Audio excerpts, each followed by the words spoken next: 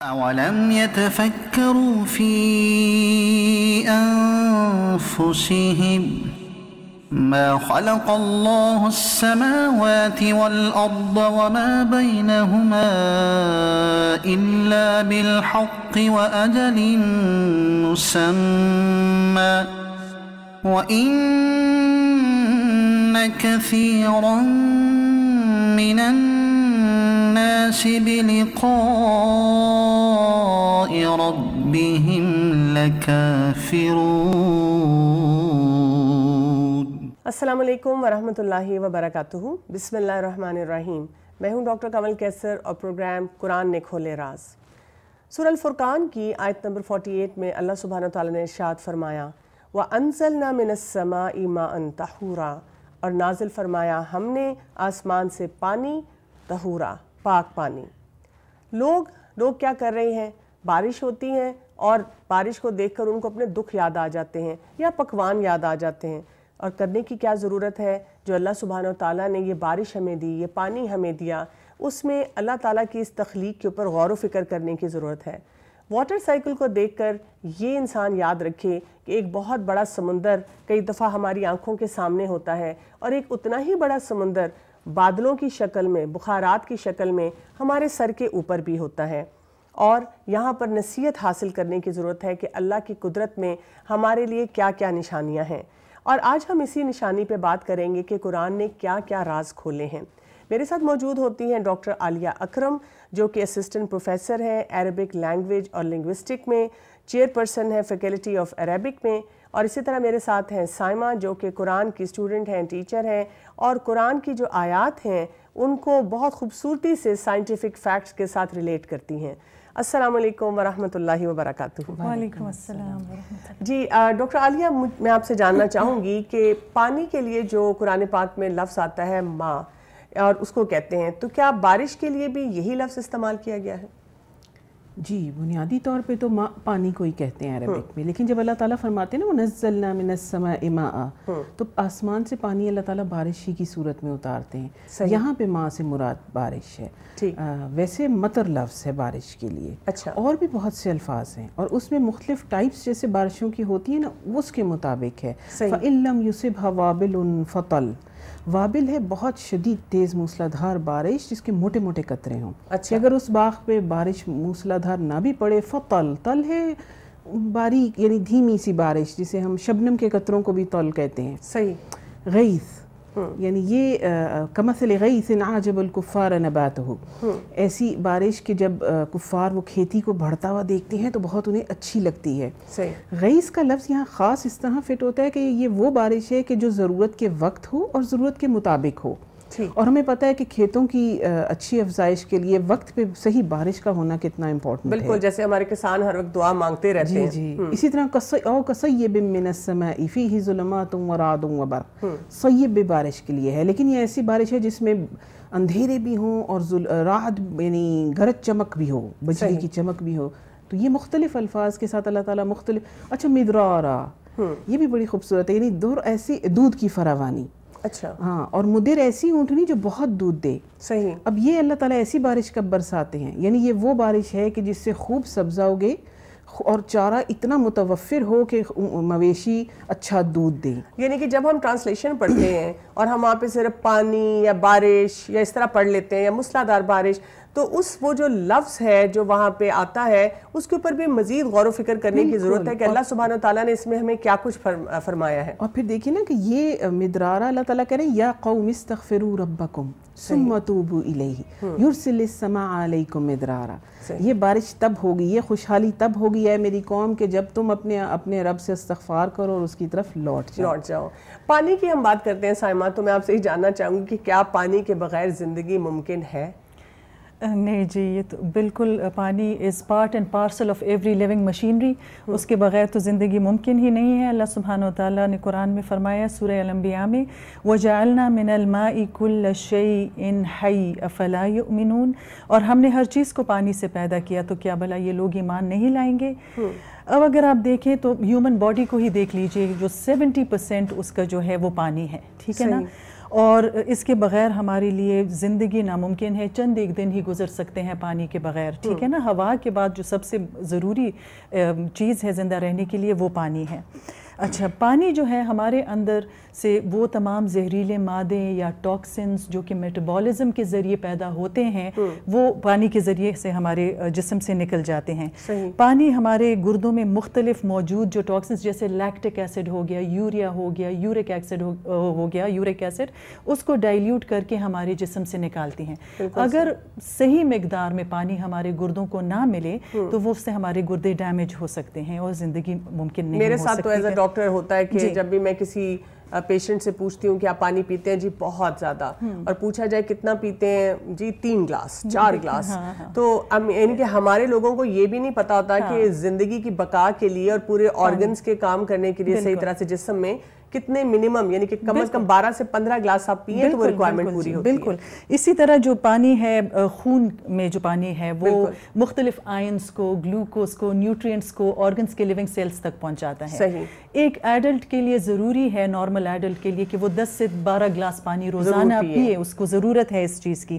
پھر یہ ہے کہ اگر آپ دیکھیں پانی ہمارے اندر کے ٹیمپریچر کو بھی ریگولیٹ کرتا ہے, پسینے کی شکل میں نکلتا ہے تو ہماری باڈی اس سے کول ڈاؤن ہو جاتی ہے. پھر یہ کہ جوائنٹس کی لوبریکیشن کے لیے خاص طور پر ایتھلیٹس وغیرہ کو جو مسکولر پرابلمز ہوتے ہیں, پینز ہوتے ہیں, دے آر سجیسٹڈ کہ they should increase their intake of water. بہت ہی اس میں ضروری یہ چیز ہوتی ہے. سو مچ سو کہ ہمارے سانس لینے کے لیے بھی ہمیں پانی کی ضرورت ہے, کیونکہ جب ہم کاربن ڈائی آکسائڈ ایکزیل کرتے ہیں اور آکسیجن کو انہیل کرتے ہیں, اس کے لیے ضروری ہے کہ ہمارے لنگز موئسنڈ ہو تاکہ اس کو ایبزارب کر سکیں. تو اسی طرح یہ بہت ضروری ہے زندہ رہنے کے لیے پانی ہمارے. بالکل صحیح بات ہے, یعنی کہ ہمارے اپنے جسم کے لیے ضروری ہے, اور ماحول میں جو ہم پانی دیکھتے ہیں وہ بھی ہماری ایک بہت اہم ضرورت ہے. ڈاکٹر عالیہ, جیسے آپ نے بات کی کہ بارش کی, تو پتھروں کی بارش کا بھی جو ہے قرآن میں ذکر ملتا ہے ہمیں. جی, لفظ وہی ہے لیکن اس کی فارمیشن فرق ہے. مطر جیسے میں نے کہا نا بارش کے لیے ہے, امطرا جہاں پہ آئے گا وہ پتھروں کی بارش. وَأَمْطَرْنَا عَلَيْهِمْ حِجَارَةً مِّن سِجِّيلٍ, حضرت لوط علیہ السلام کی قوم کے لیے جب پتھروں کی بارش. تو اس میں تھوڑا سا میں یہاں یہ پن پوائنٹ کرنا چاہوں گی کہ یہ نہ سمجھیں کہ ایک ہی روٹ ورڈ ضروری وہی میننگ دے گا. اچھا, یعنی ایک روٹ ورڈ بھی مختلف فارمیشن آف ورب سے ڈفرینٹ میننگ دیتا ہے. جیسے اگر آپ دیکھیں نا قاسطہ, اب یہ اما القاسطون فکانوا لجہنم حطبا, قاسط جو ہیں, ظالم جو ہیں, وہ جہنم کا ایندھن ہوں گے. ان اللہ یحب المقسطین دوسری آیت کہہ رہی ہے. اب مقسطین کا بھی بنیادی روٹ ورڈ دیکھنے میں یہی لگتا ہے کہ قسطہ ہی ہے, لیکن یہاں پہ اللہ تعالیٰ کہہ رہے ہیں کہ اس کا روٹ ورڈ ہے اقسطہ, کہ انصاف کرنے والے, اس ظلم کا ازالہ کرنے والوں سے اللہ تعالیٰ محبت کرتے ہیں. تو یہ مختلف فارمیشنز موجود ہیں لیکن ورڈ وہی استعمال ہوا ہے. اچھا, موسلادھار بارش کی آپ نے بات کی تھی, تو میں یہ بھی جاننا چاہوں گی کہ جب ہم موسلادھار بارش کی زمین پر بات کرتے ہیں تو کیا اس سے پانی کا تناسب بگڑ نہیں جائے گا؟ اگر یہ تناسب بگڑ جائے تو سمجھ لیں کہ عذاب کی شکل ہے. اگر کم ہو جائے تب بھی, اور اگر زیادہ ہو جائے, جیسا کہ طوفان نوح میں ہوا تھا. کیا ہوا تھا, پانی کا تناسب اتنا بڑھ گیا تھا کہ تمام مخلوق الا یہ کہ جن کو اللہ تعالیٰ نے کشتی میں, اور پھر کیا, وقیل یا ارض ابلعی ماءکی ویا السماء اقلعی, کہ اے زمین اپنا پانی نگل جا اور اے آسمان تھم جا, پھر کہیں جا کے وہ متناسب. اور اللہ تعالیٰ خود فرما. اس کے علاوہ جو واٹر ویپرز کا سائیکل ہے وہ ایک تناسب سے چلتا ہے. وَنَزَّلْنَا مِنَ السَّمَاءِ مَاءً بِقَدَرٍ, اللہ تعالیٰ خود کہتے ہیں. اب یہ قدر کا ورڈ بتاتا ہے کہ اللہ تعالیٰ آسمان سے پانی ایک خاص مقدار میں اتارتے ہیں. ٹھیک ہے. اور جتنا پانی پر سیکنڈ واٹر ویپر, یعنی 16 اگر ملین ٹنز واٹر ویپرز ایک سیکنڈ میں اٹھ رہے ہیں تو بارش کا بھی اتنا ہی ہوتا ہے پر سیکنڈ کا. اور صرف یہ نہیں کہ اس کی تعداد, بلکہ اس کی رفتار بھی اللہ تعالیٰ نے بہت مقدار سے کی ہوئی ہے. کہ ایک قطرہ اس اماؤنٹ کا اگر 1200 میٹرز پہ کلاؤڈز ہیں اور وہاں سے اس طرح کی کوئی چیز گرے تو 500 کلومیٹرز پر آور کے حساب سے زمین پہ آ کے ہٹ کرے گی. اس حساب سے تو تمام مکانات اور فصلیں تباہ ہو جائیں. اللہ تعالیٰ نے اس قطرے کی شیپ ایسی خوبصورت بنائی ہے کہ وہ ایک خاص 10 کلومیٹرز پر آور پہ آ کے آتا ہے زمین پہ. جس سے کسی کو کوئی, یعنی وہ جو ہمیں پتہ چلتا ہے کہ اللہ کی قدرت ہے اس میں, اس کو ہم سمجھیں اور اس کو اپریشیٹ بھی کرنا. اسی چیز کو دیکھ کے کہتے ہیں کہ پیراشوٹ جو بنایا گیا ہے وہ اسی ٹیکنالوجی کو اللہ تعالیٰ کی دیکھ کے بنایا گیا. اچھا, بالکل.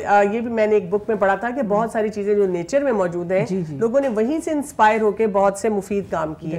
جب ہم بات کرتے ہیں فائدے حاصل کرنے کی, تو سائمہ یہ میں جاننا چاہوں گی کہ پانی سے ہم کس کس طرح سے مستفید ہو سکتے ہیں؟ جی، اللہ سبحانہ تعالیٰ کی بہت ہی بڑی نعمت ہے پانی. اس سے ہم مختلف طریقوں سے مستفید ہوتے ہیں. اگر آپ اپنے ارتھ کو دیکھیں تو 3/4 of it is chord with water. Oceans ہیں. اوشنس کے اوپر جو ایلجی ہے اور فائٹو پلانکٹنس ہیں جو آپ کو آکسیجن مسلسل دیتے چلے جا رہے ہیں. کہا جاتا ہے کہ 80% of the oxygen is provided by them. اور پھر زمین کا یہ جو 3rd حصہ ہے آکسیجن کا وہ بھی ہمیں اوشنز سے ہی ملتا ہے. تو لہٰذا اوشنز ہی ہمارے گلوب کے ٹیمپریچر کو ماڈریٹ رکھتے ہیں اور ہمیں آکسیجن پرووائڈ کرتے ہیں جس سے زندگی ممکن ہے. اس کے علاوہ پانی سے ہم بجلی بناتے ہیں اور اس کے مختلف کنالز کے ذریعے اریگیشن سسٹم بنا کے پھر ہم بہتر فصلیں پروڈیوس کرتے ہیں. اس کے علاوہ اگر آپ دیکھیں تو باوجود اس سب کے کہ اتنا وافر مقدار میں پانی موجود ہے دنیا میں، اس کا صرف 3% میٹھا پانی ہے جو اس کو تمام انسانیت پیتی ہے. پھر اس کا جو ہے بارش کے پانی سے سبزی اور نباتات اور پھل پھول اور سبزیاں وغیرہ اگتی ہیں. اور سمندروں میں جو جہاز چلائے جاتے ہیں جہاز رانی کے طور پہ مختلف چیزوں کے لیے، اس میں سے ایک یہ کہ سمندر سے ہمیں تازہ گوشت ملتا ہے. اور جو موتیاں اس سے ایکسپلوریشن کے دوران حاصل کی جاتی ہیں اس سے زیور وغیرہ بنایا جاتا ہے جس سے ہم عورتیں اپنے آپ کو مزین کرتے ہیں. بالکل، ہمارے لیے پانی بھی اس طرح سے بھی ضروری ہے. اور پھر یہ کہ یہی بڑے بڑے جہاز مطلب چلتے ہیں سمندر کے لہروں کو پھاڑتے ہوئے چیرتے ہوئے جو اللہ نے مسخر کیے ہیں. بالکل صحیح. اس کے ذریعے یہ دیکھیں نا ٹریول کرتے ہیں لوگ ایک جگہ سے دوسری جگہ پہ. پھر دوسرا یہ کہ ایکسپلوریشن ایکسپیڈیشنز نکلتی ہیں. ماہی گیری کا کام ہوتا ہے فشنگ وغیرہ کے لیے، وہ آسان ہو جاتا ہے. دوسرا اس سے یہ کہ آپ کے ریسکیو مشنز باقاعدہ نکلتے ہیں اس سمندروں میں اور لوگوں کو بچانے. یہاں پہ میں ڈاکٹر عالیہ آپ سے جاننا چاہوں گی کہ پانی میں اللہ تعالیٰ نے ہمارے لیے کیا نشانیاں رکھی ہیں؟ اللہ تعالیٰ خود فرماتے ہیں فَأَنشَرْنَا بِهِ بَلْدَةً مَيْتًا کہ ہم اسے زندہ کر دیتے ہیں مردہ زمین کو. كَذَلِكَ تُخْرَجُونَ اور اسی طرح تمہیں بھی نکالیں گے. تو یہ اللہ تعالیٰ کی بہت بڑی نشانی ہے. ہم تو اس کو بظاہر دیکھتے ہیں نا کہ زمین سوکھ گئی، مردہ ہو گئی اور پھر بارش ہوئی تو اچھے پھل پھول دینے لگی. لیکن پریکٹیکلی اب سائنٹسٹ یہ کہتے ہیں کہ 80% آف سوئل بیکٹیریا ہے. اور جب بھی کوئی فروزن اسکیلیٹن یا خشک ہو جائے تو اس کے اندر اس کا D N A with its genetic code preserve ہو جاتا ہے. اس کو ایک ہائیڈروجن آئن کی ضرورت ہوتی ہے. بارش میں یہ ہمیں پتہ ہے H2O ہم پڑھتے تھے نا، بارش میں ہائیڈروجن ہوتا ہے. جب وہ بارش کا قطرہ پڑتا ہے آئونائزیشن آف واٹر سے وہ ہائیڈروجن لے لیتے ہیں اور وہ ایکٹیویٹیز اپنی لائف ایکٹیویٹیز ریپروڈکشن شروع ہو جاتی ہے. اب سب سے بڑی نشانی اللہ تعالیٰ نے اسی آیت میں آگے کہہ دیا كَذَلِكَ تُخْرَجُونَ. سنس آدم علیہ السلام سائنٹسٹ کلیم کرتے ہیں کہ 10 بلین ہیومن بینگز اس دنیا میں رہے اور they have been now buried under the earth کسی بھی فارم میں. ان کے D N As with their genetic code still preserved in the earth. جب اللہ تعالیٰ جیسے بارش کے ذریعے دے سکتے ہیں اسی طرح کسی بھی فارم میں ان جینیٹک کوڈز کو جو ہی وہ ہائیڈروجن اپنا ملے گا، ہائیڈروجن بانڈ کمپلیٹ ہوگا. یعنی کہ جب ہم بات کرتے ہیں قیامت کے دن کی تو وہ جو اٹھایا جانا ہے تو وہ اسی طرح اللہ تعالیٰ نے ابھی سے بتا دیا کہ جیسے میں زمین کو کرتا ہوں اسی طرح تمہیں بھی وہ اٹھا سکتا. بہت بہت شکریہ آپ کا. جی ناظرین، ہم نے بہت سی انفارمیشن ہمیں یہاں پہ پتہ چلی اور پانی کے بارے میں جب ہم بات کر رہے ہیں تو پھر ہم سمندروں کے اوپر بھی مزید بات کرنا چاہیں گے یہاں پہ، لیکن لیں گے ایک شارٹ بریک اور پھر چلیں گے اپنے مہمان کی طرف اور ہمارے ساتھ رہیے گا. أَوَلَمْ يَتَفَكَّرُوا فِي أَنفُسِهِمْ مَا خَلَقَ اللَّهُ السَّمَاوَاتِ وَالْأَرْضَ وَمَا بَيْنَهُمَا إِلَّا بِالْحَقِّ وَأَجَلٍ مُّسَمًّى وَإِنَّ كَثِيرًا مِّنَ النَّاسِ بِلِقَاءِ رَبِّهِمْ لَكَافِرُونَ. أَوَلَمْ يَتَفَكَّرُوا فِي أَنفُسِهِمْ مَا خَلَقَ اللَّهُ السَّمَاوَاتِ وَالْأَرْضَ وَمَا بَيْنَهُمَا إِلَّا بِالْحَقِّ وَأَجَلٍ مُّسَمًّى وَإِنَّ كَثِيرًا مِّنَ النَّاسِ بِلِقَاءِ رَبِّهِمْ لَكَافِرُونَ. ویلکم بیک ناظرین. جب ہم بات کر رہے ہیں پانی کی، سمندر کی، اور اللہ تعالیٰ نے اس پانی کے ذریعے قرآن میں کیا کیا راز کھولے ہیں تو ہم آج ملاقات کر رہے ہیں اپنے خاص مہمان سے. ان کا نام ہے سلمان جاوید صاحب اور یہ ڈائریکٹر ہیں میری ٹائم کے. جی السلام علیکم ورحمۃ اللہ وبرکاتہ. وعلیکم السلام ورحمۃ اللہ. جی سلمان صاحب, میری ٹائم کی بات ہوتی ہے تو مجھے تو لگتا ہے کہ جب میری ٹائم کے بارے میں سوچتی ہوں تو میری ٹائم ہے خوش رہنا اور خوشیاں منانا, لیکن یہ کون سا میری ٹائم ہے جس کے آپ ڈائریکٹر ہیں؟ تھوڑی سی اس کی ذرا وضاحت کیجیے گا. میری ٹائم بیسیکلی جو ہمارے ہاں ایک کانسیپٹ ہے جس آپ نے کہا وہ تو ایک دوسرا میری ٹائم ہے, لیکن یہ میری ٹائم جو ہے یہ سمندر سے ریلیٹڈ جتنے بھی علوم ہیں ان کے اوپر جو بھی بات ہوتی ہے یا جو ریسرچ ہوتی ہے یا جو بھی اس کے اندر کام ہوتے ہیں ان کو ہم میری ٹائم کے ڈومین کے اندر لے کر آتے ہیں. ٹھیک ہے. پاکستان کے اندر انفارچونیٹلی میری ٹائم کی جب بھی بات ہوتی ہے اس طرح کسی تناظر میں تو وہ نیوی یا جو بحری جنگی معاملات ہیں ان کے حوالے سے ہوتی ہے. لیکن اوور آل اگر میری ٹائم کی اگر ہم بات کریں تو سمندر سے ریلیٹڈ جتنے بھی معاملات ہیں جس کے اندر کوسٹ کے اوپر رہنے والے لوگ یعنی ساحل سمندر پہ رہنے والے لوگوں سے لے کے سمندر کے اندر تک کے جتنے معاملات ہیں جس میں سمندر کے اندر جتنے معدنیات ہیں, نباتات ہیں, وہاں پہ جو حیاتیات ہیں, ان سے متعلقہ جتنے بھی علوم ہیں وہ سب کے سب جو ہیں وہ میری ٹائم کے اندر آتے ہیں. تو ان کو پڑھنا, ان کو ریسرچ کرنا اور ان کو آگے بڑھانا تاکہ ہم پاکستانی قوم کے اندر جو ہے وہ ایک جو سی بلائنڈنس ہے اس کو ہم تھوڑا سا ایڈریس کر سکیں, اس کو ختم کر سکیں, وہ ہمارے ادارے کا کام ہے. اچھا, آپ نے بات کی جو سمندر پہ قریب ساحل پہ رہنے والے لوگ ہیں, ایک تو وہ ساحل پہ رہنے والے لوگ ہیں, ایک ہمارے جیسے لوگ بھی ہیں دور سے سمندر کے بارے میں اور پانی کے بارے میں سنتے ہیں, اور پانی ہمیشہ انسان کو بڑا وہ ایک عجیب سی ایک فیلنگ دیتا ہے, لوگوں کا دل چاہتا ہے پانی کے قریب جانے کا. سو انسان کا سمندر سے کیا تعلق ہے؟ انسان کا سمندر سے ازل سے لے کے اب تک ایک تعلق رہے گا, تھا اور ہے اور رہے گا. خود انسان جو ہے اس کی جو بناوٹ ہے اس کے اندر جو اللہ تعالیٰ نے اس کو بنایا وہ ہم سب کو ہی معلوم ہے کہ اس کے اندر H2O کا ایک بنیادی عنصر ہے وہ شامل ہے, یعنی میجورٹی جو کمپوننٹ ہے جو ہماری تخلیق کے اندر وہ پانی کا ہی ہے. اس کے علاوہ جتنی بھی انسان کی زندگی ہے کرۂ ارض کے اوپر اس میں جتنے بھی معاملات ہیں, چاہے وہ سیاست سے ریلیٹڈ ہوں, چاہے وہ اکانومی سے ریلیٹڈ ہوں, چاہے وہ کسی علوم سے ریلیٹڈ ہوں, یا ایون حیاتیات سے ریلیٹڈ ہوں, نباتات سے ریلیٹڈ ہوں, اس میں پانی جو ہے وہ بنیادی حیثیت کا عامل ہے. اور وہیں سے جو علوم انسان حاصل کرتا ہے, جو ایکسپلوریشن کرتا ہے, اس کو پھر وہ خشکی کے اوپر اس کو اپلائی بھی کرتا ہے. تو اس سے تو یہ ظاہر ہوتا ہے کہ پانی اور بالخصوص دریا تو ہیں ہی ہیں, لیکن بالخصوص سمندر جو ہے اس کی ایک بنیادی اہمیت ہے. یعنی کرۂ ارض کا جو بیشتر حصہ ہے, میجورٹی آف دا ارتھ جو ہے وہ بیسیکلی پانی پہ مشتمل ہے. بلکہ کسی نے ایک دفعہ ایک بات بھی کہی تھی کہ یہ زمین کو ارتھ کہنے کے بجائے اوشانو کہنا چاہیے, کیونکہ خشکی کم ہے اور واٹر پلانٹ ہے بیسیکلی ہے. تو اس سے اندازہ ہوتا ہے کہ اس کے اندر اور پھر ایک وسیع دنیا ہے, یعنی کرۂ ارض کے اندر تو آپ جو ایکسپلوریشنز کر رہے ہیں سو کریں, لیکن سمندر کے اندر ایکسپلوریشن کا شاید ابھی ہم ٹپ آف دا آئس برگ کے اوپر ہیں. تو اتنی ملینز آف اسپیسیز ہیں سمندر کے اندر, آپ اس سے اندازہ کریں, بلکہ آگے اس پہ میں انشاءاللہ تعالیٰ تذکرہ بھی کروں گا اس کا, کہ اسپیس سائنسز کے بعد سب سے مہنگی سائنس جو ہے وہ سمندر کی ہوتی ہے, جس کو اوشانوگرافی کہتے ہیں.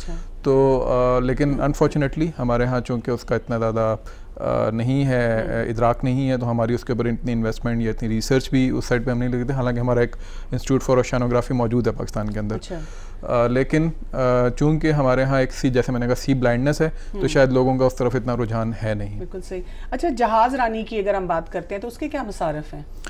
جہاز رانی میں دیکھیں جس طرح خشکی کے اوپر کسی بھی ٹرانسپورٹیشن کے ہوتے ہیں کہ اس نے ٹریول بھی کرنا ہے, اس نے اس کے اندر اگر کوئی معاملہ ہو گیا سمندر کے اندر جس کے اندر لوگ پھنسے ہوئے ہیں, لوگ کسی وجہ سے وہاں پہ کوئی ایکسیڈنٹ ہو گیا, کوئی پاریسی کا واقعہ ہو گیا, تو ان کو ریسکیو بھی کرنا ہے. اسی طریقے سے کوئی ایکسپلوریشن کرنی ہے آپ نے سمندر کے اندر جا کے, جس پچھلے دنوں آپ لوگوں نے سنا بھی ہوگا کہ پاکستان کے پانیوں کے اندر کوئی ایکسپلوریشن ہو رہی تھی تیل کے لیے, وہ معاملہ بھی جہازوں کے ذریعے چلتا ہے. فشریز, آپ نے اس کے اندر سے کوئی حیاتیات نکالنی ہے تو وہ آپ نے جہازوں کے ذریعے کرنی ہے.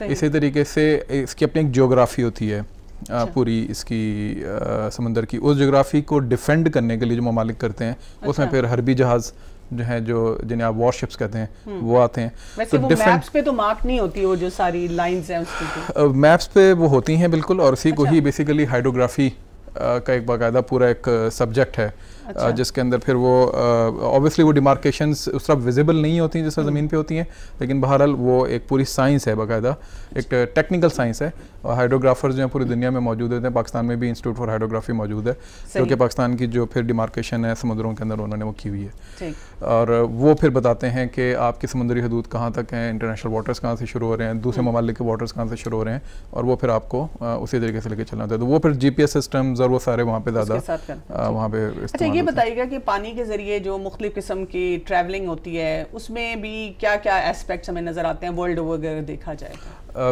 جیسے میں نے پہلے کہا کہ سب سے پہلے تو ٹرانسپورٹیشن ہے، آپ ایک سائڈ سے دوسری سائڈ جاتے ہیں. آپ کو یاد ہوگا کہ پرانے زمانے میں حج کے لیے بھی جب لوگ جاتے تھے تو وہ جہازوں کے ذریعے زیادہ جاتے تھے. یہ ماضی بعید کی بات نہیں بلکہ ماضی قریب کی ہی بات ہے. یہ تو اب جہازوں کے اوپر اور ایئر ٹریولز کے تھرو لوگوں نے زیادہ جانا شروع کیا ہے. اسی طریقے سے کشتیوں کے اندر سفر کرنا یہ ایک نارمل سی بات تھی. ان لینڈ واٹر ویز جس طرح دریاؤں کے ذریعے سفر کرنا یا کینالز کے ذریعے سفر کرنا، یہ تو ابھی بھی یورپ کے اندر ایک باقاعدہ موڈ آف ٹرانسپورٹیشن کے طور پہ موجود ہے. ہمارے علاقوں میں اس لیے نہیں کیونکہ ہمارے یہاں پہ یہ خشکی کے اوپر ٹریولنگ زیادہ ہے بنسبت دریاؤں اور سمندروں کے. اسی طرح ٹورزم کے اندر یہ استعمال ہوتا ہے. تو کروز انڈسٹری ایک بہت بڑی انڈسٹری ہے دنیا کی، پاکستان کے اندر نہیں ہے لیکن دنیا کے اندر بہت بڑی انڈسٹری ہے، وہ ایک معاملہ ہے. اسی طریقے سے تجارتی سب سے جو بڑا اس کا ہے، دنیا کی 90% تجارت جو ہے وہ سمندر کے تھرو ہوتی ہے، سمندری روٹس کے تھرو ہوتی ہے. پاکستان کی بذات خود جو 85 سے 95% کے درمیان تجارت ہے وہ سمندری روٹس کے تھرو ہوتی ہے. تو اس سے اندازہ کریں کہ سمندر جو ہے اس کی انسانی زندگی میں کتنی اہمیت ہے. اچھا فشنگ، مطلب ہم فش کھاتے تو ہیں لیکن وہ فشنگ انڈسٹری جو ہے جو اس کے ذریعے یہی سمندروں سے اور اس سے ساری فلرش کر رہی ہے، تو میری ٹائم میں آپ اس کے اوپر بھی کام کرتے ہیں اور اس کے بارے میں آپ ہمارے ناظرین کو کیا آگاہی دینا چاہیں؟ جی بالکل. فشنگ دو طرح کی ہے. ایک تو جو آپ کے ان لینڈ ہوتی ہے، یعنی جس طرح فش فارمنگ ہے یا دریائی مچھلی ہے، آج کل تو فش فارمنگ کی طرف زیادہ معاملات ہیں، اور دوسرا سمندری مچھلی ہے. اور زیادہ اوبیسلی سمندری مچھلی کا ہی آسپیکٹ جو ہے وہ زیادہ برائٹ ہوتا ہے اکنامیکلی.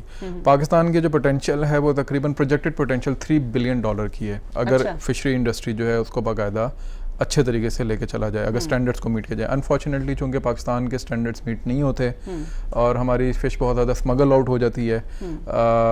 ہمارے کچھ ہمسایہ ممالک ہیں جو کہ اس کو اسمگلنگ کے تھرو لے لیتے ہیں ہمارے فشرمین سے، اور وہ پھر اپنے نام سے وہاں پہ باہر بھیجتے ہیں. پاکستان کے اندر چونکہ ان سٹینڈرڈز کو میٹ کرنے کی کیپیسٹی اس وقت موجود نہیں ہے. انفارچونیٹلی کچھ ہماری سابقہ حکومتوں نے بھی اس پہ کام نہیں کیا، تو اس وقت ہم بلینز کے بجائے ملینز کے اندر ہیں.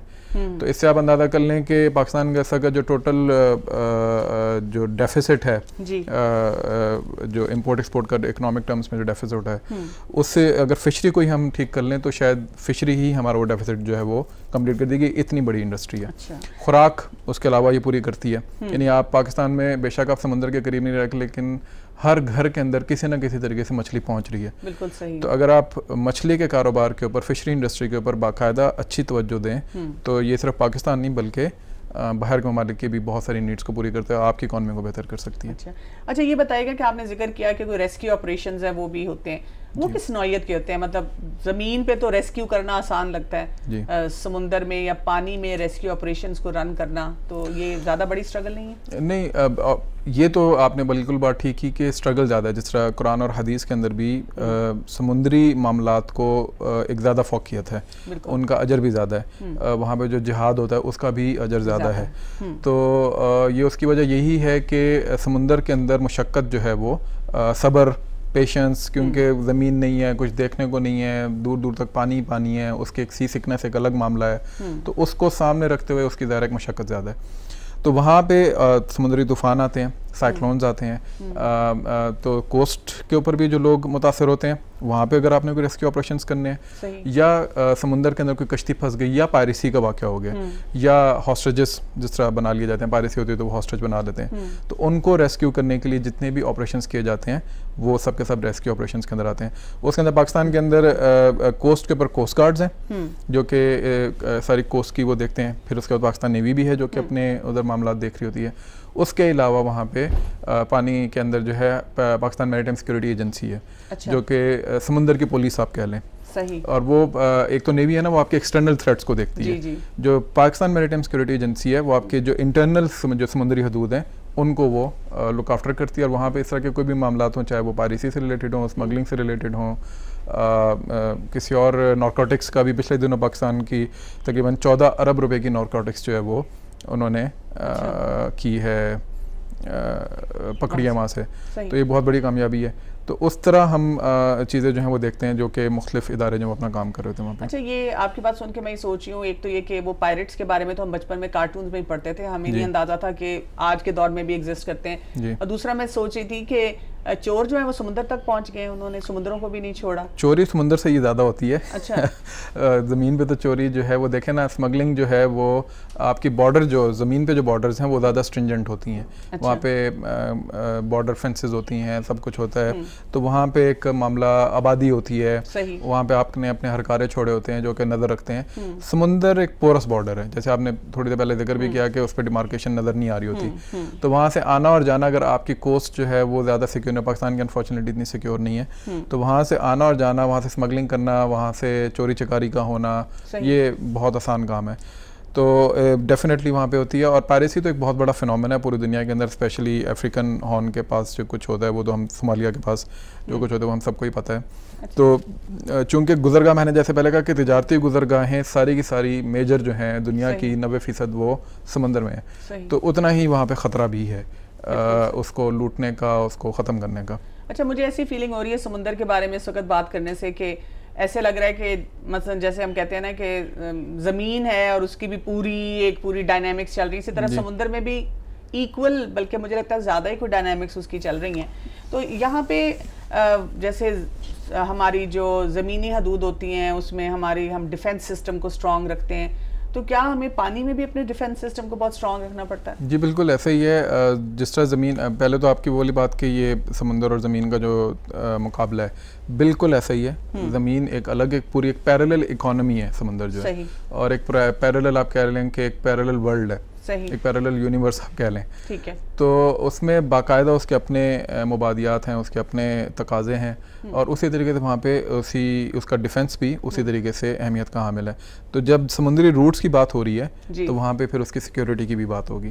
تو صرف حدود کی نہیں بلکہ ان سمندری جو روٹس ہیں ان کو بھی سیکیور کرنے کے لیے سیکیورٹی کا باقاعدہ نظام موجود ہوتا ہے. تو لیکن جب آپ انٹرنیشنل واٹرز کے اندر جاتے ہیں تو وہاں کی ٹریٹیز پھر لاز الگ ہیں, آپ کے سمندری حدود کے لاز الگ ہوتے ہیں, آپ کی جورسڈکشن کہاں تک ہوتی ہے, آپ کس طرح آپ اپنے مطابق کرتے ہیں. اچھا, ان ساری چیزوں میں پھر ہمارا جو میرین ایکو سسٹم ہے وہ کیسے افیکٹ ہوتا ہے؟ یہ اچھا, میری ٹائم جیسے میں نے پہلے کہا کہ ایک وسیع سبجیکٹ ہے, تو اس کے اندر بہت سارے سبجیکٹس ہیں. تو اس میں سے میرین سائنسز جو ہے یہ باقاعدہ ایک سبجیکٹ ہے جس کے اندر میرین ایکو سسٹم آ جاتا ہے, میرین بایولوجی آ جاتی ہے, اس کے اندر آپ کے ہائیڈروگرافی آ جاتی ہے, اوشانوگرافی آ جاتی ہے. تو یہ جتنے ڈفرینٹ سبجیکٹس ہیں یہ سب کے سب اس کے اندر ایڈریس ہوتے ہیں. تو میرین ایکو سسٹم جو ہے اس کے اندر جس طرح میں نے آپ کو پہلے کہا کہ حیاتیات اور نباتات جو ہیں اس کی وہ موجود ہیں, بہت بڑی, یعنی millions of species are there in the sea. تو ان کو ان کا علم حاصل کرنا پہلے تو, اور پھر اس کے بعد ان کو کس طریقے سے آپ نے پریزرو کرنا ہے, یعنی ایکسیسو فشنگ نہیں کرنی, آپ نے انوائرمنٹ خراب نہیں کرنا, آپ نے جیسا ہمارے یہاں انفارچونیٹلی مینگرووز جو تھے ہمارے سندھ کی سائڈ پہ جو کوسٹ لائن ہے اس میں مینگرووز ایک بہت بڑا اس کے فارسٹ موجود تھے, وہ ہم نے تباہ کر دی ہیں. تو اس سے کس طریقے سے آپ کے ڈیلٹا کو نقصان پہنچ رہا ہے, کس طریقے سے وہاں پہ فشری کو جو وہاں پہ پنپتی ہے اس کا بیلنس خراب ہوتا ہے, اس کی وجہ سے آپ کی خشکی کا بیلنس خراب ہوگا. تو وہ جو ایکو سسٹم ہے وہ تو ایک چین ریئیکشن ہوتا ہے, اس لیے اس کو ایکو سسٹم کہتے ہیں. تو اگر وہ سمندر کا خراب ہو رہا ہے تو ڈیفینیٹلی اس کا الٹیمیٹ افیکٹ جو ہے وہ خشکی پر یعنی انسانوں پر آئے گا. اچھا, یہ بتائیے گا کہ اگر میں آپ سے لاسٹ 1-2 میسیجز چاہوں آج کی یوتھ کے لیے, کیونکہ ہماری یوتھ ہر وقت اپنی کریئر آپشنز کے بارے میں سوچ رہے ہوتے ہیں کہ ہم یہ کام کریں, ایسے کام کریں, تو اس فیلڈ میں ان کو کیا اویئرنیس ہونی چاہیے, کیا بیئر منیمم پتہ ہونی چاہیے, اور کیسے وہ اس میں ایکسیل بھی کر سکتے ہیں؟ دیکھیں, اس میں میں نے جیسے پہلے کہا کہ اس کے یہ بہت وسیع سبجیکٹ ہے. اس میں سوشل سائنسز کے سبجیکٹس بھی موجود ہیں, یعنی IR آپ نے اگر پڑھنی ہے, آپ نے پولیٹیکل سائنس پڑھنی ہے, آپ نے جیوگرافی پڑھنی ہے, وہ یہاں پہ ایڈریس ہوتے ہیں. اس میں سائنسز پیور سائنسز کے سبجیکٹس موجود ہیں, جیسے ہم نے ابھی بات کی کہ میرین بیالوجی سے میرین ایکو سسٹم, ہائیڈروگرافی, اوشانوگرافی, یہ پیور سائنسز کے سبجیکٹس ہیں, وہ بھی موجود ہیں. پھر انجینئرنگ جس میں جہاز رانی ہے, کشتی بانی ہے, فشریز کس طریقے سے آپ نے پکڑنی ہے اس کے سسٹمس ہیں, اور بہت سارا کچھ ہے. پھر اس میں اور کچھ ہے ٹورزم, یعنی کوسٹ لائن کے اوپر آپ نے ٹورزم کرنی ہے, سمندر کے اندر کروز انڈسٹری کھڑی کرنی ہے, وہ اس کے اندر موجود ہے. تو اس کے اندر تو ایک ملٹی لیئرڈ آپشنس جو ہیں وہ موجود ہیں. یعنی یہ اتنی بڑی انڈسٹری ہے, یہ اتنی بڑی اکانومی ہے کہ اس کا جو اسکریپ ہے وہ بھی بلینس کے اندر بکتا ہے. اس کی ایگزامپل اس طرح ہے کہ پاکستان کی جو شپنگ انڈسٹری ہے وہ ایک شپ بلڈنگ انڈسٹری الگ ہے اور شپ بریکنگ الگ ہے. تو شپ بریکنگ کے اندر جب اس کو توڑتے ہیں شپ کو, اس کا جو اسکریپ ہوتا ہے وہ بلینس کے اندر بکتا ہے. جزاک اللہ, بہت بہت شکریہ آپ کا. جی ناظرین, تو ہم نے دیکھا کہ اللہ سبحانہ وتعالیٰ نے جو بھی چیز بنائی ہے, جو بھی چیز ہمیں دی ہے, اس میں کتنے راز کھلتے ہیں. اور ایک سمندر کو دیکھنے سے یا پانی کے اندر جا کے اگر ہم دیکھیں تو وہاں پہ بھی کیسی کیسی حقیقتیں ہمارے سامنے آ رہی ہیں. اور ہمیں کیا کہا گیا ہے کہ شکر گزاری اپنے اندر لے کر آئیں, اور اللہ تعالیٰ نے جو نعمتیں ہمیں دی ہیں اس سے ہم بھرپور طریقے سے فائدہ حاصل کریں. یہاں پہ لیں گے ایک شارٹ بریک اور پھر چلیں گے اپنے اگلے سیگمنٹ کی طرف. أَوَلَمْ يَتَفَكَّرُوا فِي أَنفُسِهِمْ مَا خَلَقَ اللَّهُ السَّمَاوَاتِ وَالْأَرْضَ وَمَا بَيْنَهُمَا إِلَّا بِالْحَقِّ وَأَجَلٍ مُّسَمًّى وَإِنَّ كَثِيرًا مِّنَ النَّاسِ بِلِقَاءِ رَبِّهِمْ لَكَافِرُونَ أَوَلَمْ يَتَفَكَّرُوا فِي أَنفُسِهِمْ مَا خَلَقَ اللَّهُ السَّمَاوَاتِ وَالْأَرْضَ وَمَا بَيْنَهُمَا إِلَّا بِالْحَقِّ وَأَجَلٍ مُّسَمًّى وَإِنَّ كَثِيرًا مِّنَ النَّاسِ بِلِقَاءِ رَبِّهِمْ لَكَافِرُونَ. ویلکم بیک ناظرین. بات کر رہے ہیں ہم پانی پہ کہ قرآن نے کیا کیا راز کھولے کہ اس پانی سے ہم کیسے فائدہ حاصل کرتے ہیں اور اپنے رب کی پہچان ہم اس سے کیسے کر سکتے ہیں. جی سائمہ, میں آپ سے بات کرنا چاہوں گی کہ جب پانی کی ہم بات کرتے ہیں, ہم نے زمین پہ دیکھا اور باقی اس کے بہت سے فوائد دیکھے, لیکن جو لوگ پانی کا استعمال کرتے ہیں, اور ہمیں بہت نظر آتا ہے کہ جب کہیں پہ بھی لوگ جاتے ہیں پانی پینے کے لیے تو ٹھنڈا پانی, اور کئی دفعہ یہ ہوتا ہے کہ آدھے سے زیادہ گلاس میں انہوں نے آئس ڈالی ہوتی ہے, کرشڈ آئس ہے جس طرح بھی, اور تھوڑا سا پانی ڈال کے پیتے ہیں. چلڈ پانی کا جو کانسیپٹ ہے, اس سلسلے میں آپ ہمیں کیا بتائیں گی؟ یہ جو ٹھنڈے پانی کی آپ بات کریں یہ تو صحت کے لیے بہت ہی مضر ہے, بیکاز اگر آپ دیکھیں تو قدیم طب میں بھی نیم گرم پانی لوگ استعمال کرتے تھے پینے کے لیے. ٹھنڈے پانی کے حوالے سے بو علی سینا وہ کہتے ہیں کہ اگر ٹھنڈے پانی کو جوانی میں آپ پئیں اور وہ آپ کو جوانی میں بیمار نہ کرے تو جوانی کے بعد آپ کو ضرور شدید بیمار کرے گا. اور یہ دیکھا گیا ہے کہ دل کے چاروں رگوں کو یہ جوڑ دیتا ہے ٹھنڈا پانی جو ہم پیتے ہیں. اس کے علاوہ دل کی اصلی رگ کو بند کر دیتا ہے, اور ہارٹ اٹیکس یوتھ میں ہم دیکھتے ہیں کہ کتنے زیادہ مطلب کامن ہو گئے ہیں ینگ بچوں میں جو بہت ہی زیادہ چلڈ پانی پیتے ہیں, تو اس سے احتیاط کرنا چاہیے. باقی جو ریسرچ کیا جاپان کے ڈاکٹرز کے ایک ٹیم نے, انہوں نے ریسرچ کیا نیم گرم کے پانی کہ اس کے ذریعے کیسے علاج کیا جا سکتا ہے. تو پھر انہوں نے یہ اخذ کیا اور سب اس پہ متفق ہوئے اس کے فوائد پہ کہ نیم گرم پانی آپ کو پینا چاہیے ہر روز نہار منہ, and you should take 4 glasses of it. اگر انیشلی آپ کے لیے 4 ممکن نہ ہے تو آہستہ آہستہ اس کی مقدار کو بڑھائیں, اور اس کو اس طرح پئیں کہ آپ نے 45 منٹس اس سے پہلے کچھ کھایا پیا نہ ہو.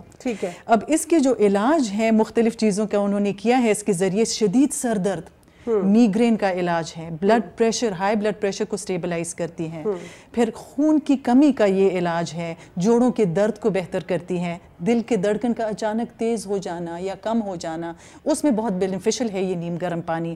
پھر معدے کے جو وہ ترش ہو جاتے ہیں نا, اس کا ترش ہو جانا, پھر بھوک کم لگنا, اور جیسے خواتین میں مختلف بیماریاں ہوتی ہیں اس کے لیے بہت بینیفیشل ہے. آپ کے سائنسز کے لیے, آپ کی ENT جتنے بھی پرابلمس ہے کان, آنکھ اور ناک کے, ایون آپ کو پتہ ہے کہ ڈپریشن کے لیے بھی کہا جاتا ہے ہے کہ آپ جو ہے پانی ویسے بھی زیادہ استعمال کریں. بالکل. اور ہائیڈریشن تو بہت ہی ضروری ہے جی ہمارے ہر ایک ایسپیکٹ کے لیے. اور پھر یہ ہے کہ ہر روز اگر یہ 4 گلاس پیے جائیں تو اٹ ہیز بین آبزروڈ، اور ان کو دن دیے گئے ہیں مختلف بیماریوں کو کہ نیم گرم پانی نے کتنا اثر کیا کتنے دنوں میں، اور علاج اور شفا کیسے ہوئی. تو اس میں دیکھا گیا کہ شوگر میں اگر 1 سے 20 دن تک آپ یہ پئیں نا، اسٹارٹنگ فرام 1 to 30 days، تو یہ وہ علاج کر دیتا ہے آپ کی شوگر کو سٹیبلائز کرنے میں. پھر معدے کے مسائل کے لیے 3 to 10 days تک، اور ہر قسم کے کینسر کے علاج کے لیے 4 مہینے تک. آپ کو یہ ایک ایسی لسٹ ہے کہ جس کو ہم جتنا بھی کر لیں. بالکل بالکل. رگوں کی بندش کو آپ دیکھ لیں تو 6 سے 5 مہینے لگ جاتے ہیں اس کو کھلنے کے لیے. اچھا، یہاں پہ میں آپ سے یہ جاننا چاہوں گی کہ جب ہم بارش کے پانی کی بات کرتے ہیں تو اللہ سبحانہ وتعالیٰ نے لفظ جو ہے انزلنا استعمال کیا ہے، اور یہی وہ لفظ ہے جو کہ وحی کے لیے بھی استعمال کیا گیا ہے. تو ان دونوں میں کیا ایک سملیرٹی ہے کہ اس طرح سے یہ آیا ہے؟ جی بالکل. جیسے اللہ تعالیٰ نے آسمان سے پانی اتارا، اس کے ذریعے مردے زمین کو زندہ کیا. مردہ زمین جب زندہ ہوتا ہے تو آپ کو پھل دیتا ہے، پھول دیتا ہے، نباتات، سبزی، and you benefit from it, اور ایک خوبصورت حسین نظارہ بھی پیش کرتا ہے. اسی طرح وہی جو ہے وہ بھی آسمان سے ہی اترا ہے، جو جب یہ وہی انسان کے دلوں میں اندر داخل ہوتا ہے تو دل زندہ ہو جاتے ہیں، کھل جاتے ہیں، شرح صدر ہو جاتا ہے. پھر انسان کے ہر عمل جو ہے نا وہ اسی طرح خوبصورت ہو جاتے ہیں، جیسے آپ ایک خوبصورتی کو دیکھ کے نا خوش ہوتے ہیں زمین کی خوبصورتی کو بارش کے بعد. بالکل. انسان کی زندگی کا رخ بدل جاتا ہے، اس کے فیصلے، اس کے پرائیورٹیز، اس کے اخلاق، اس کے معاملات، عبادات، لوگوں کے ساتھ ڈیلنگز، ہر ایک چیز میں ایک خوبصورتی آ جاتی ہے. رہن سہن کا طریقہ اور سلیقہ اس کو آ جاتا ہے، اور اپنی زندگی کے مقصد کو وہ جان لیتا ہے کہ اللہ نے مجھے پیدا کیوں کیا. یعنی کہ جب انسان کو لگے کہ روحانی طور پہ وہ تر و تازہ محسوس نہیں کر رہا تو اس کو قرآن کے ساتھ اپنا جو ہے وہ ایک تعلق زیادہ بنانا چاہیے. بالکل. اپنی اسپرچول گروتھ کے لیے، اللہ کی قرب حاصل کرنے کے لیے، خود انرجیٹک فیل کرنے کے لیے، کیونکہ آپ روحانی طور پر جب اسٹرانگ ہوتے ہیں تو فزیکلی بھی پھر آپ زیادہ بینیفیشل ہوتے ہیں. جیسے ایک حدیث میں بھی آتا ہے نا کہ رسول اللہ صلی اللہ علیہ وسلم نے جو پانی، جیسے ایک پانی جو کسی لوگوں کو فائدہ دے رہا ہے، فرٹائل سوائل کر رہا ہے، اور ایک وہ جو ہے وہ رکا ہوا ہے، اس سے مویشی اور لوگ فائدہ حاصل کر رہے ہیں لیکن وہ پتھریلی جگہ ہے، اور ایک یہ کہ بہہ جاتا ہے اوپر سے. تو انسان بھی 3 طرح کے ایسے بتائے گئے ہیں جو فائدہ مند لوگ ہوتے ہیں، یا دوسروں کو فائدہ دے رہے ہیں، اپنے لیے کچھ نہیں حاصل کر رہے، اور یہ کہ کچھ بھی فائدہ حاصل نہیں کر رہے. جی جی جی. جو حدیث ابھی آپ نے کوٹ کی ہے وہ بخاری و مسلم کی حدیث ہے. سیدنا ابو موسیٰ سے روایت ہے کہ نبی صلی اللہ علیہ وسلم نے فرمایا کہ اس ہدایت اور علم کی مثال جس کے ساتھ اللہ نے مجھے بھیجا اس بارش کی طرح ہے. جب وہ زمین پر برسی پس اس زمین کا ایک حصہ عمدہ تھا، تو اس عمدے زمین نے پانی کو اپنے اندر جذب کیا اور گھاس بھوس اگائی، جڑی بوٹی اگائی، جس سے لوگوں نے بھی فائدہ لیا، ہاں، اور اپنے جانوروں کو بھی دیا. اور ایک حصہ اس کا ایسا تھا جو سخت تھا، اس نے پانی کو روک لیا. پانی کو روکنے سے لوگوں نے اس سے پیا، جانوروں نے پیا، اور سیراب کیا کھیتیوں کو. اور وہ بارش ایک اور حصے پر بھی گری کہ جو چٹیل تھا، جس نے نہ پانی کو روکا نہ گھاس اگائی. اور یہی مثال ان دونوں اشخاص کی ہے جو آپ نے مینشن کی ہے کہ جس نے دین میں سمجھ بوجھ حاصل کی، اس کے ہدایت نے اسے خود بھی نفع پہنچایا، اور اس نے لوگوں کو بھی سکھایا اور لوگوں کو بھی نفع دیا. اور وہ شخص کی مثال اس چٹان کی طرح ہے جو وحی کو سنتا ہے، اس کے لیے نہ دل کو اٹینٹو کرتا ہے، نہ اس کے لیے کان دھرتا ہے، تو وہ نہ خود اس کے ہدایت سے فائدہ لے سکتا ہے، نہ کسی اور کے لیے بینیفیشل ہوتا ہے. تو بیسیکلی وحی کے ایکسیپٹ کرنے میں 2 طرح کے لوگ ہوتے ہیں نا. ایک وہ جو کلام اللہ کو سن کے ان کے دل نرم ہو جاتے ہیں اور وہ اطاعت کرتے ہیں، ان میں عاجزی آتی ہے، خشوع آتی ہے. دوسرے وہ جو اللہ کا کلام سن کے ان کے دل سخت کے سخت رہتے ہیں. اور ہمیشہ یہ دعا کرنا چاہیے کیونکہ دلوں کا حال اللہ کے ہاتھ میں ہے، انگلیوں میں ہے نا. وہ جو ہم کہتے ہیں یا مقلب القلوب ثبت قلوبنا علی دینک، یا یہ دعا کرنا چاہیے ربنا لا تزغ قلوبنا بعد اذ ہدیتنا وہب لنا من لدنک رحمہ انک انت الوہاب. آمین. جی بالکل آپ صحیح بات کہہ رہی ہیں. اچھا، اسی طرح ہم دیکھتے ہیں کہ جیسے سورہ الاسراء کی آیت نمبر 67 ہے اور سورہ العنکبوت کی آیت نمبر 65 ہے، اور اس میں ایک ہی قسم کا مضمون آ رہا ہے کہ جب اللہ تعالیٰ ان کو شرک کر رہا ہے، انسان اللہ کو مانتا نہیں ہے، اللہ کی تابعداری میں، عبادت میں نہیں آتا، اور اس کے بعد کیا ہے کہ وہ ایک کشتی پہ جا رہا ہے، سفر کر رہا ہے، طوفان میں گھر گیا ہے. اور جب وہ طوفان میں گھر گیا ہے تو پھر وہ کیا کر رہا ہے؟ اب وہ اسی اللہ کو یاد کر رہا ہے. یعنی اتنی خوبصورت طریقے سے ہمیں بتایا گیا ہے کہ انسانی فطرت جو ہے وہ بھی اس بارے میں چلتی ہے کہ جب ہم کسی مشکل میں ہوتے ہیں تو ہم آٹومیٹیکلی اپنے ڈیفالٹ پہ چلے جاتے ہیں اور اللہ کو ہی پکارنا شروع کر دیتے ہیں. بالکل, یہ وہ انیٹ فیلنگ ہے نا جو اللہ سبحانہ وتعالیٰ نے ہمارے اندر رکھی تھی نا, جب آدم علیہ السلام کی پیٹھ سے تمام انسانوں کو نکالا, اس کی اولاد کو, اور باقاعدہ پوچھا تو ہم نے گواہی دی. انہوں نے پوچھا کہ کیا میں تمہارا رب نہیں ہوں, الست بربکم, ہم نے کہا قالوا بلا شہدنا, ہم نے وہ گواہی دی. تو اس طرح وہ ایک چیز ہمارے اندر رکھ دی گئی ہے رب کی ہونے کا, ان کے ایگزسٹنس کا. لیکن یہ الگ بات ہے کہ جب ہم ڈفرینٹ انوائرمنٹس میں پیدا ہوتے ہیں, ماحول میں ہماری اور طرح کی تربیت ہوتی ہے. کچھ لوگ علم حاصل کر کے اللہ کا قرب حاصل کر لیتے ہیں, کچھ لوگ ان طریقوں سے, جیسے آپ نے کہا نا کہ کشتی میں اور پھر وہ ڈوبنے کا جو ڈر ہوتا ہے, بے اختیار رب کو ہی پکارتے ہیں, ان تمام شریکوں کو بھول کے جو وہ اپنی زندگی میں ایسوسیٹ کر رہا ہوتا ہے اللہ سبحانہ وتعالیٰ کے ساتھ. تو یہی ہے کہ اللہ کے سوا ہمارا کوئی, اسی کے پاس ہم نے جانا ہے اور اسی کے بندہ ہو کر. اچھا, آپ کے پاس میں ایک لسٹ بھی دیکھ رہی تھی, ٹائم تو شارٹ ہے لیکن میں چاہوں گی کہ آپ تھوڑا سا اگر ہمیں وہ پانی کے لیے جو اتنی لمبی لسٹ آپ کے پاس ہے وہ بھی ذرا تھوڑا سا ہمیں بتائیں. جی, میں بریفلی آپ کو بتا دیتی ہوں کہ پانی کے جو اقسام ہیں نا 23 قسم ہیں جو اللہ سبحانہ وتعالیٰ نے قرآن میں مینشن کیے ہیں. اس میں سے چند ایک میں آپ کو بتا دیتی ہوں. ایک پانی جس کا ذکر ہوا ہے سورہ المومنون آیت نمبر 18 میں, تو اس میں اللہ سبحانہ وتعالیٰ فرماتے ہیں وَأَنزَلْنَا مِنَ السَّمَاءِ مَاءً بِقَدْرٍ فَأَسْكَنَّاهُ فِي الْأَرْضِ وَإِنَّا عَلَى ذَهَابٍ بِهِ لَقَادِرُونَ. ہم ایک صحیح اندازے سے آسمان سے پانی برساتے ہیں اور پھر اسی زمین میں ٹھہرا دیتے ہیں, جیسے ہم نے کہا نا وہ لوگ فائدہ حاصل کرتے ہیں, اور ہم اس کو لے جانے پر بھی قادر ہیں. دوسری طرح کا پانی جو سورہ الفرقان میں اللہ سبحانہ وتعالیٰ نے مینشن کیا وَأَنزَلْنَا مِنَ السَّمَاءِ مَاءً طُهُورًا, کہ ہم نے آسمان سے اتارا پاک پانی. پھر نمکین پانی کا بھی ذکر آتا ہے سورہ الفاتر آیت نمبر 12 میں, کہ جس میں وہ دو دریاؤں کا ساتھ ساتھ چلنے کا ذکر اللہ سبحانہ وتعالیٰ نے کہا ہے کہ ایک میٹھا ہے ایک نمکین ہے, اور ایک خاص پردہ ہے ان دونوں کے درمیان, and they go side by side. پھر یہ ہے سیمن جس کی نتیجے میں ہم پیدا ہوتے ہیں, مین کائنڈ اس کو بھی پانی کہا گیا. سورہ المسرات آیت نمبر 20 میں الم نخلقکم من ماء مہین, کہ کیا ہم نے تمہیں ذلیل پانی کے قطرے سے پیدا نہیں کیا.